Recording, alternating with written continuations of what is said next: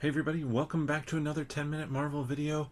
We're going to be talking about Daredevil Born Again, Episode 7. Thank you so much for joining again. If you're familiar, checked out the other videos, you know that I generally run them this way.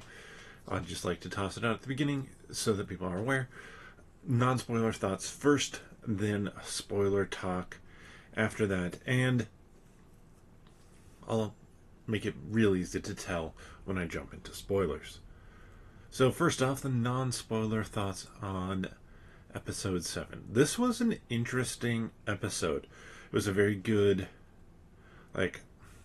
intense episode, but it felt a little rushed. It didn't feel like the episode itself didn't feel rushed. It felt rushed getting to this episode. And it's an interesting kind of line to walk. We talked about it on the 10-Minute Marvel podcast actually this past week. It's that balancing act of you don't want to over-explain too much in a show or a movie or stuff like that, because it starts to feel like it bogs down. I feel like that's some of the issue I had with what I saw of the original Daredevil show. And obviously I didn't get super far into it, if you're familiar with from the other videos, but it spent a lot of time kind of over explaining and forcing kind of emotion onto you and repeating itself to its detriment, at least to start the show.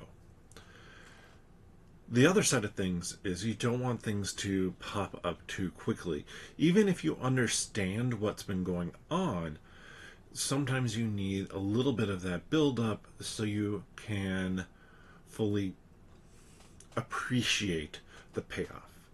And I think that's where we're at with this episode. Is the payoff is fun.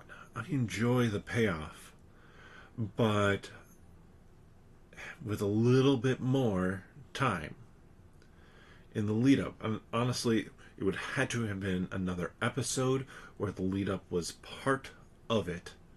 I think it would have worked better. Still loved the episode, loved Matt in this, loved Fisk in this, and I think in some ways it's maybe good that it went the way it did. It just, like I've said, it just doesn't feel quite as though it paid off. It paid off what it paid off well. It just didn't pay off what it could have paid off, something as big as it could have paid off. So let's move into spoilers. Spoilers, spoilers, spoilers. You have been warned. Spoilers. Okay, we are officially in spoilers at this point, and what I'm talking about, in kind of in the general terms at the beginning, was Muse. I think there was a good payoff for Muse. The whole him being the patient of Heather. We knew that was going to be happening because we were pretty sure that we had met Muse before. Just knowing the actor who was playing Muse, we knew that we had met Muse before. But I'd love to have seen interspersed maybe some moments with Heather and Bastion before that, and just kind of start to unwind some of Bastion's story over a couple episodes. Instead, we do get good story for Bastion and kind of not a full understanding of why he was doing what he was doing, but in a lot of ways it took this Muse arc that could have been a whole season, or like half the season anyways, and brought it down to only a few episodes, and just felt rushed and shortened by that. And for that reason, I feel like it felt a little bit less impactful for Matt, obviously, in Daredevil, but obviously it was impactful because of Heather Glenn and because of Matt caring for her. That's the impact that we got from it. But there's this build up of how far Matt will go. I don't really think we got that fully fleshed out like we could have. And yeah, like I said, it leaves me wanting a touch more from the episode because while it's good, with just a tiny bit more motivation. I don't need a full episode of, and we talked about this on the podcast, and I was kind of for it, but thinking about now, seeing how they paid it off, I didn't need a full episode of Heather working with Bastion and kind of building up that backstory, that obsession with Heather. I needed one scene. One scene in episode last episode or episode 4, so episode 6 or 4, one scene in either of those I think would have really pushed it over the edge to make it a more emotionally impactful payoff. Because I think we got a good emotionally impactful payoff for Fisk. I think there's a lot going on there to unpack with him and his task force. And now he has to figure out what to do with Daredevil. And I think Matt's going to have to figure out what to do after this to be, do I keep on putting on that mask? Obviously, we got a wonderful conversation between Matt and Wilson in the diner in the first episode, I believe it was. Yeah, first episode. And both of them basically said, don't return to your old ways, to the other. And at this point, both of them are returning to their old ways. Matt, like, more visibly, but Wilson has as well. And is Matt going to figure that out? And what are they going to do about it? Because I think that could be hidden to this point. The other interesting thing about this is, well, first off, Vanessa now has turned on Wilson. She had to make a choice. And I do feel like there was this interesting moment of that they showed on the couch when working with Heather, where she was moving towards the middle of the couch. Wilson always stayed at the edge, and I think she understands now that Wilson he's not willing to reach back out. He's willing to put on a performance and do the performative thing, but he's not going to come back to her.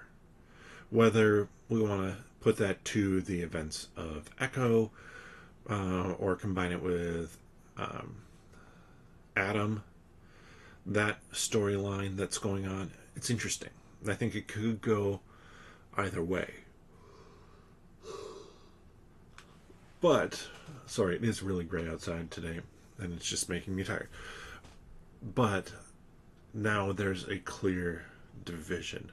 She has moved back away, and I think we're going to have an interesting power struggle coming up here between Vanessa and Wilson that could be really good to see. And so I'm excited for that. I'm also excited to see what Wilson's task force is going to do. And is that, now looking ahead to the 2 episodes left, season 2 rumored to deal with the task force, does that get wrapped up here? now, and that's an interesting proposition that we could have the task force dealt with in some way by the end of the season. I don't think we will, but what other story is there? It's going to have to be dealt with in some way. It's going to have to be dealt with by him, Wilson, setting the task force against masked heroes like Daredevil and Castle and Daredevil. I'm assuming we're going to get more Frank Castle. We know that we are, I guess, in some ways, maybe because people know he is Frank Castle. Maybe he's going to become a target now for this anti-vigilante group as Fisk really starts to hammer down on vigilantes or people behind masks, whether they're helping or not, or whether they're actively doing anything or not, because it really, I mean, Castle has a plan. Punisher has a plan for something, but didn't seem to really be acting upon it. So it feels like that's where we're going to have to go. And if they're going to be doing that and they're taking down this anti-vigilante task force, does that happen within 2 episodes? With how this show is moving, I kind of suspect the answer is yes. But then, what does that tell us for season 3? Or maybe it's not. Maybe it's more Fisk just purely... season 2, wow. Season 2, don't get ahead of myself. But maybe it's more just Fisk and Vanessa focused to end the season, which could be interesting. And then you could also have the reveal of Fisk, maybe even Fisk revealing to Heather that Matt is Daredevil, just to get back at him in a way that's... I mean, she'd believe it at this point. She saw the bruise on his back from the fight with Muse. She knows that whoever Daredevil is said her name. She says that, I think that's what I heard. But putting it together with Fisk revealing it to her, I think that that's a good way to handle it. And then I'm trying to think, so if you do that, then I guess we have the anti-vigilante force still intact, but it doesn't bring in enough Punisher. So I think we're at least going to see the starts of them going after the anti-vigilante task. And I kind of then suspect that season 2 may be more political maneuvering and like Fisk being recalled potentially and trying to fight that, or trying to win, not really win another election, but trying to stay ahead of his political rivals, trying to regain control of Vanessa, and not necessarily Vanessa, but of his businesses, or take them down to build up something new. I could see that. It's an interesting choice. And Greg and I both said this during the podcast, and Greg brought it up first, very much right.